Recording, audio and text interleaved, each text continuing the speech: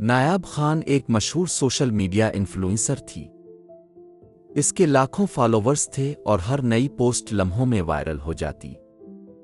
Brands اس سے رابطہ کرتے، اشتہارات کے معاہدے ہوتے اور پیسہ اس کے اکاؤنٹ میں بہتا چلا آتا۔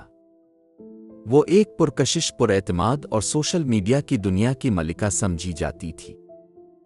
اس کی زندگی ایک خواب کی مانند تھی۔ مہنگے لباس، لگژری برانڈز، غیر ملکی دورے اور ایک ایسی زندگی جس کا ہر نوجوان خواب دیکھتا ہے۔ مگر شہرت کے ساتھ ایک خطرناک چیز بھی آتی ہے: خوف۔ یہ خوف کہ کہیں یہ سب کچھ ایک لمحے میں ختم نہ ہو جائے۔ نایاب نے اپنی مقبولیت کے زم میں آ کر ہر حد پار کرنا شروع کر دی۔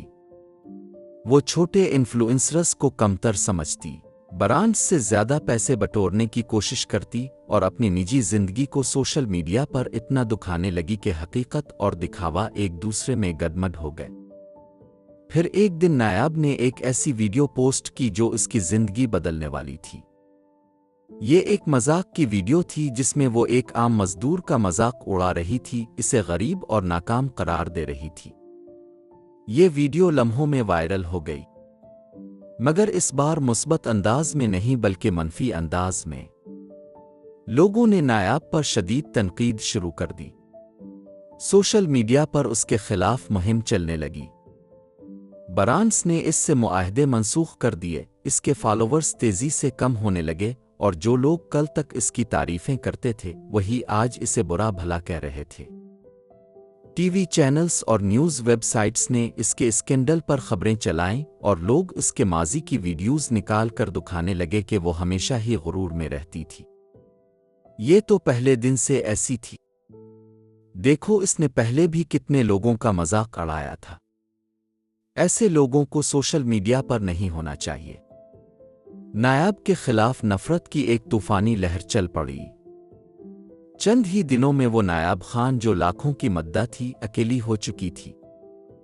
دوستوں نے ساتھ چھوڑ دیا، میڈیا اس کے پیچھے پڑ گیا اور برانڈز اسے زہریلا انفلوئنسر کہنے لگے۔ نایاب نے اپنی غلطی کو سمجھنے میں دیر کر دی تھی۔ وہ سوچتی رہی کہ سب کچھ جلدی ٹھیک ہو جائے گا، مگر ایسا نہیں ہوا۔ نفرت کا طوفان تھما نہیں بلکہ بڑھتا گیا۔ جب اس کے سوشل میڈیا اکاؤنٹس معطل کر دیے گئے تو اسے احساس ہوا کہ اس کی پوری زندگی صرف لائکس، شیئرز اور فالوورز پر منحصر تھی۔ اب جب یہ سب ختم ہو گیا تھا تو اس کے پاس کچھ بھی نہیں بچا تھا۔ نایاب شدید ذہنی دباؤ کا شکار ہو گئی۔ وہ کئی ہفتوں تک اپنے کمرے سے باہر نہ نکلی۔ ہر بار جب وہ اپنے فون کو کھولتی اسے ہزاروں نفرت بھرے پیغامات ملتے۔ ہم تمہیں کبھی معاف نہیں کریں گے، تمہیں جینے کا کوئی حق نہیں، تمہاری اصلیت سامنے آ گئی۔ یہ الفاظ اس کے دماغ میں گونجنے لگے۔ پھر ایک دن جب وہ آئینے میں خود کو دیکھ رہی تھی تو اسے احساس ہوا کہ اب وہ نایاب خان نہیں رہی جسے لوگ چاہتے تھے۔ اب وہ صرف ایک اسکینڈل بن چکی تھی۔ وہ پاکستان سے باہر جانے کا سوچنے لگی مگر وہاں بھی لوگ اسے جانتے تھے۔ میڈیا کی نظر میں رہنے والی زندگی اب اس کے لیے زہر بن چکی تھی۔ مہینوں بعد نایاب نے ایک ویڈیو بنائی۔ یہ کوئی گلیمرس ویڈیو نہیں تھی، نہ ہی اس میں کوئی برانڈ پروموشن تھا۔ یہ ایک عام سی خاموش، آنسوؤں میں بھیگی ہوئی معذرت تھی۔ میں نے غلطی کی، میں نے تکبر کیا، میں نے دوسروں کو تکلیف دی اور مجھے اس کا خمیازہ بھگتنا پڑا۔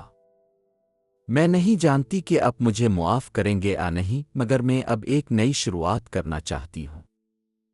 یہ ویڈیو لوگوں کے دلوں کو کچھ حد تک نرم کر گئی مگر سب نے اسے فوراً معاف نہیں کیا۔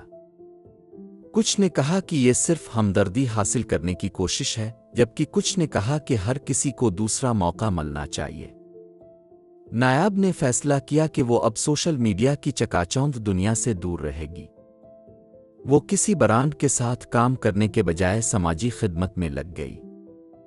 وہی مزدور جن کا وہ مذاق اڑاتی تھی اب ان کی مدد کرنے کے لیے آگے آئی۔ مگر لوگ بھولنے میں وقت لگاتے ہیں۔ اسے اب بھی نفرت بھرے پیغامات ملتے تھے، اب بھی لوگ اسے غرور کی علامت کہہ کر بلاتے تھے۔ کیا وہ دوبارہ پرانی شہرت حاصل کر سکتی تھی؟ شاید نہیں۔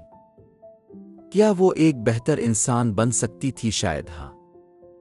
یہ کہانی صرف نایاب کی نہیں بلکہ ہر اس شخص کی ہے جو سوشل میڈیا پر شہرت کے پیچھے اندھا ہو کر بھاگتا ہے۔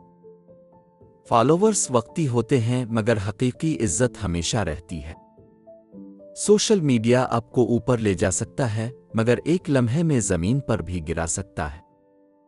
کبھی کسی کو کمتر مت سمجھو کیونکہ تقدیر کا کوئی اعتبار نہیں۔ نایاب نے سیکھا کہ حقیقی زندگی سوشل میڈیا کے لائکس اور شیئرز سے زیادہ قیمتی ہوتی ہے، مگر یہ سبق اسے بہت دیر سے ملا جب سب کچھ ختم ہو چکا تھا۔